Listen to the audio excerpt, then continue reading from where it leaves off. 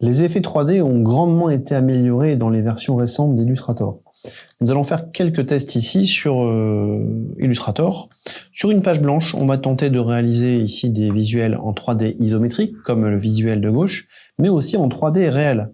Alors, on va commencer en douceur par un rectangle pour vous expliquer la 3D isométrique.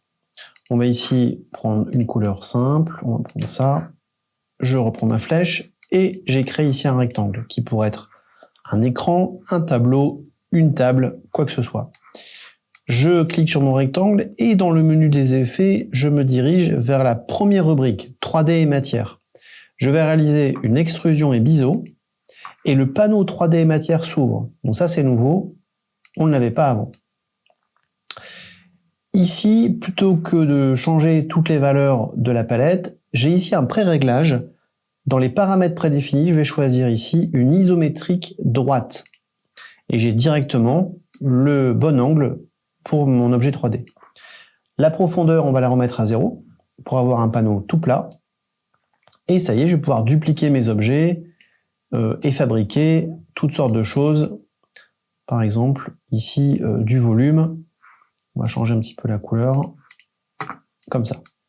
Bon, ça, c'est juste un effet basique de 3D isométrique.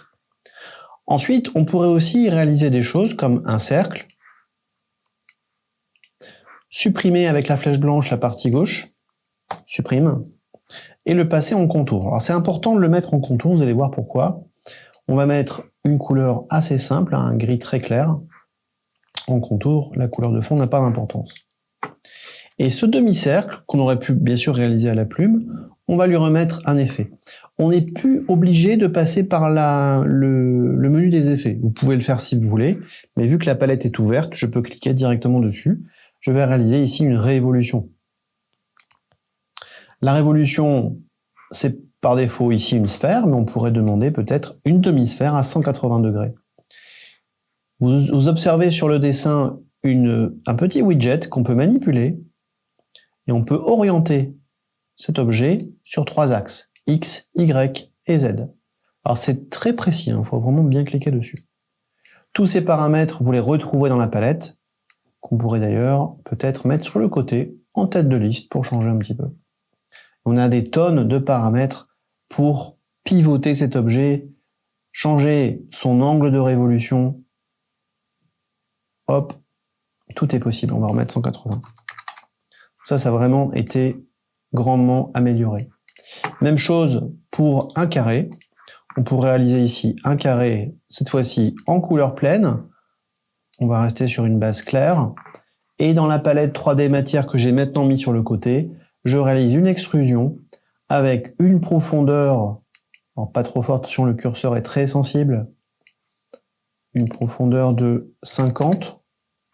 Alors là on est en millimètres. Et à nouveau ici une isométrie droite pour réaliser ce genre de visuel. La profondeur on va mettre 30. 35 peut-être. Petit coup de roulette pour augmenter et réaliser un cube. On peut vraiment réaliser toutes sortes d'objets. Et je vais terminer aussi par ici une révolution un peu spéciale. Donc la troisième catégorie. Donc on a ici un plan, extrusion, révolution et dilatation. On va s'aider d'une image. Ici, c'est une image trouvée sur Internet d'une faible qualité. Et on va dessiner, peut-être en contour de couleur, orange, c'est très bien, à la plume. On va tenter de dessiner le profil extérieur de cette flûte de champagne. On va pouvoir s'amuser avec tout ça. On va faire une belle courbe ici, peut-être un peu glissée quand même. Ouais, c'est pas mal. Shift pour faire une ligne bien droite, un petit arrondi et peut-être une fin qui ressemblerait à ça. Je reclique et même je pourrais faire une ligne droite, par exemple. Allez, ça me crée un profil. Là, on aurait peut-être pu créer un trait en plus, mais ça suffira. Je vais supprimer l'image pour ne conserver que le profil de ma flûte de champagne. J'ai pris le profil de droite. Je sélectionne mon visuel, j'ouvre la palette 3D et matière et j'exécute une révolution. Et ça y est, j'ai une flûte de champagne. Alors elle est ouverte, vous avez remarqué que là-haut, Quand j'ai commencé à dessiner, j'ai commencé par le bord droit. Je n'ai pas créé la surface, sinon elle aurait été remplie. Bon, c'est parfait. Je clique, je peux la déplacer et je commence à créer des objets 3D assez rigolos. Hop.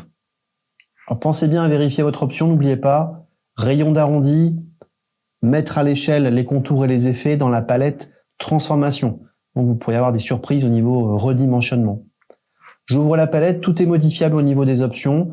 La torsion, pourquoi pas. J'en ai pas besoin, ça pourrait être amusant pour lui. On pourrait vraiment créer des formes très sympas.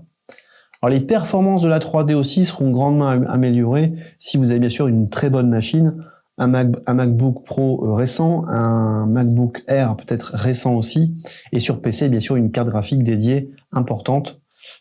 Pensez à revoir la vidéo sur les performances et les contraintes techniques d'Illustrator. Ici dans les préférences du logiciel, je vous rappelle que dans les performances, j'ai une carte graphique importante avec plus de 3 Go de mémoire vidéo. Donc ça aide énormément à déplacer, à créer la 3D. Cette vue 3D pourrait être peut-être, on va descendre un petit peu, on pourrait mettre un peu de perspective, ok, un tout petit peu. Bien sûr, on peut pivoter, orienter, changer la couleur. Alors ce qui est amusant ici, c'est que mon objet, il a une couleur de contour. Donc ça, c'est un peu étrange. Ce n'est qu'un effet appliqué à un contour. Vous le voyez sur le côté. Mais si je regarde à l'écran, j'ai vraiment un objet rempli. Mais il est rempli par l'effet. À la fin, on pourra décomposer cet effet sans problème en passant par le menu Objet, décomposer l'aspect. Et l'objet va s'aplatir. Je repars dans 3D et matière et je retrouve mes options.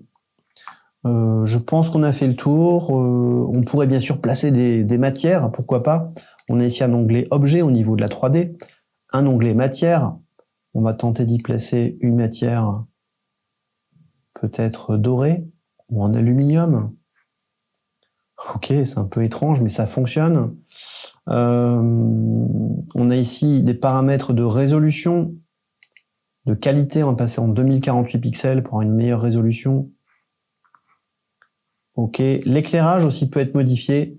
Vous avez ici un petit widget pour modifier la position de l'éclairage. C'est quand même très sympathique ça.